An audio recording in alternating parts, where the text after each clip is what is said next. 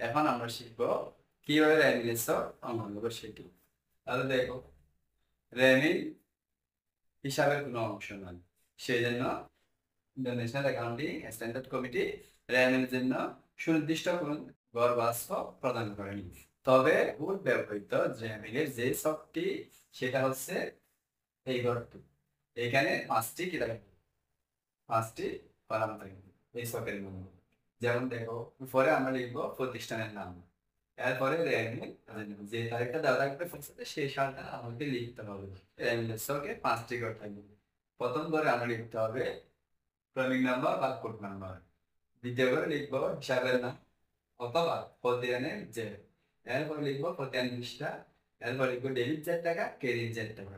তাহলে দেখো, প্রথমে ক্রমিক নাম্বার বা কোড নাম্বার দুইটা লিখে যাবে না, লিখতে হবে একটা। তাহলে কোনটা লিখবো, কখন আমরা ক্রমিক নাম্বার লিখবো, কখন আমরা কোড নাম্বার লিখবো।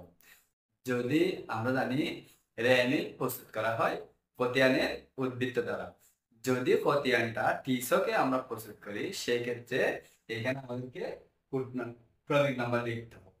আর যদি খতিয়ান প্রস্তুত চলমান জেরসকে হয়ে থাকে তাহলে সেই ক্ষেত্রে আমাদেরকে লিখতে হবে কোড নাম্বার। খতিয়ানের জের দ্বারা যখন আমরা র্যামিল প্রস্তুত করি সেই জন্য আমরা এখানে হিসাবের নাম অথবা খতিয়ানের জের বা উদ্বৃত্ত লিখবো। খতিয়ান থেকে যখন র্যামিল প্রস্তুত করি তাহলে এখানে খতিয়ান পৃষ্ঠা হবে, এখানে ডেবিট জের টাকা হবে, ক্রেডিট জের টাকা হবে। তাহলে খতিয়ানের জের সাধারণত পাঁচ ধরনের হয়ে থাকে: ব্যয়, সম্পদ, আয়, দায়, মালিকাংশ।